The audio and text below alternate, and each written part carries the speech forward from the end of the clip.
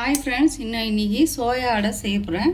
அதுக்கு சோயா ஒரு கப்பு எடுத்து கொஞ்ச நேரம் தண்ணியில் ஊற வச்சு பிழிஞ்சி மாரி சுடு தண்ணியில் போட்டிருக்கேன். அது கூட நீங்கள் காரத்துக்கு ஏற்ற மாரி காஞ்ச மிளகாய் போட்டுக்கோங்க. இஞ்சி ஒரு துண்டு,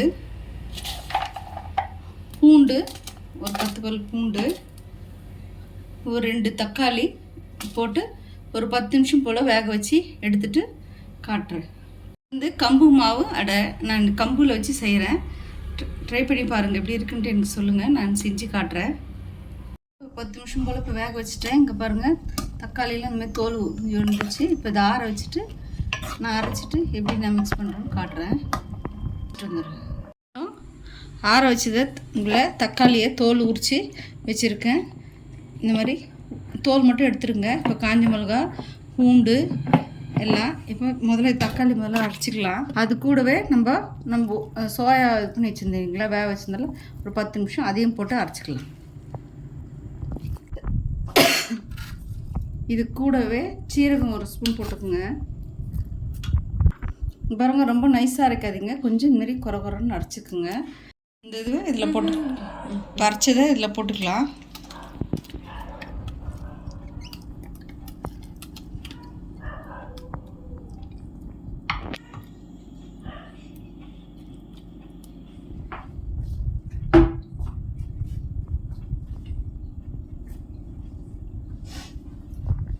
இது கூடவே நான் கம்பு மாவு ஒரு கப் எடுத்திருக்கேன்.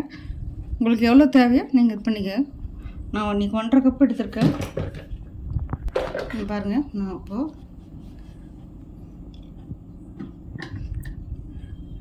இது கூடவே ஒரு 1/2 கப்பு ரவை போட்டுக்கலாம். அதிலே ஒரு 4 டேபிள் ஸ்பூன் பச்சரிசி, ஒரு 1/4 டம்ளர் பச்சரிசி போட்டு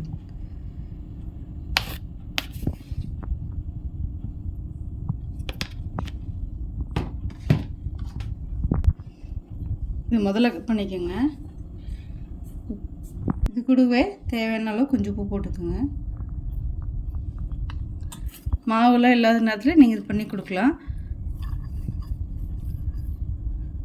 வெங்காயம், கொத்தமல்லி, கருவேப்பிலை, உங்களுக்கு கரம் மசாலா வேணும்னா போட்டுக்கோங்க, இல்லைன்னா வேண்டாம். எனக்கு இதுலேயே நீங்கள் கெவுரு மாவுலேயும் போட்டு செய்யலாம். நான் கம்பு கோதுமை மாவுலையும் செய்யலாம். ஒரு 1/4 டீஸ்பூன் கரம் மசாலா. இப்போது இதெல்லாம் முதல்ல பிசைஞ்சிக்கலாம். இது கூடவே ஒரு பெரிய கேரட் எடுத்திருக்கேன், அதை போட்டுக்கலாம்.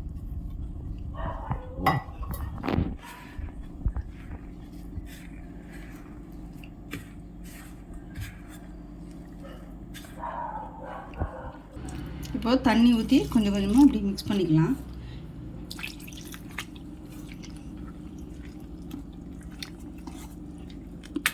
இது ரவை போட்டிருக்கிறதுனால ஒரு 1/2 மணி நேரம் 1 மணி நேரம் நல்லா ஊறட்டும்.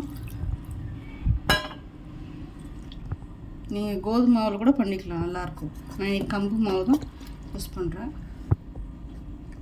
இது கூட நீங்கள் தேங்காய் சட்னி வச்சு சாப்பிட்டிங்கன்னா நல்லாயிருக்கும். தோசை மாதிரி வேணால் கொஞ்சம் தண்ணியாக இது பண்ணிக்கோங்க, இல்லை அடை மாதிரி வேணும்னா அப்படியே திக்காது.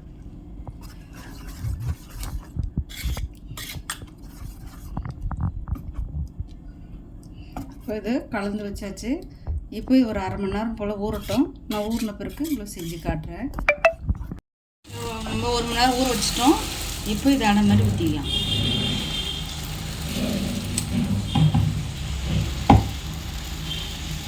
இல்லை உங்களுக்கு மெலிசாக வேணுனாலும் ஊற்றிக்கலாம், வேணால் ஊற்றிக்கலாம். இப்போ திருப்பி போட்டுக்கலாம்.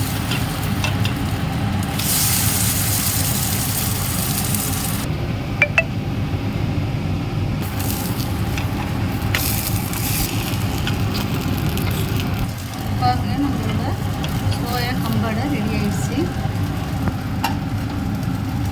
இது நீங்கள் தோசையாக கூட மாரி ஊற்றி சாப்பிட்லாம். குழந்தைங்க மாதிரி சாப்பிட மாட்டாங்கண்ணா. நம்ம 1 மணி நேரம் ஊற வச்சிட்டோம். இப்போ இது அடை மாதிரி ஊற்றிக்கலாம்.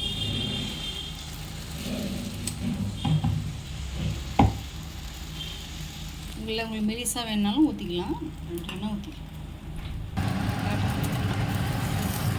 இப்போ திருப்பி போட்டுக்கலாம்.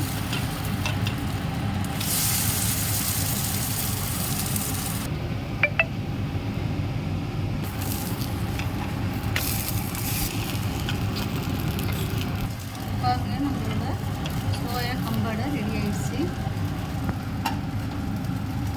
நீங்கள் தோசையாக கூட மாரி ஊற்றி சாப்பிட்லாம். குழந்தைங்க மாதிரி சாப்பிட மாட்டாங்கம்மா. நம்மளோட சோயா அடை தோசை ரெடி.